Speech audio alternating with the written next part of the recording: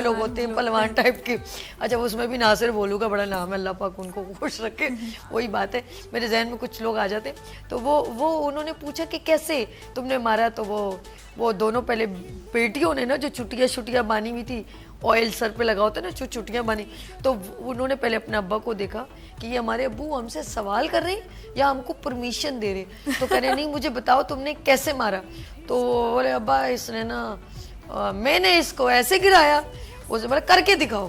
بولے ہیں. پھر وہ دونوں بہنوں نے ایک دوسرے کو دیکھا, بھائی یار یہ ہمیں بھی پریکٹیکل کرنے کو بول رہے ہیں. یہ بڑی دیکھیں ایک بات بتاؤ, یہ میں جتنے فادر اس وقت دیکھ رہے ہیں یا جو بہنیں میری بہنیں دیکھ رہی ہیں جن کی جو یہ سمجھتی ہیں کہ یہ عورتوں کا کام نہیں ہے, یقین کریں مجھے پھر ان عورتوں پر رحم آتا ہے, یا میں کیا کہوں کہ جب اللہ نہ کرے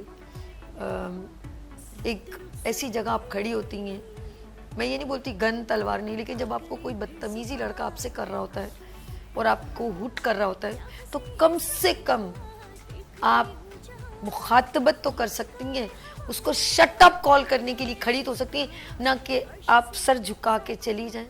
اتنا تو کانفیڈنس دیں اپنی بہن بیٹی کو.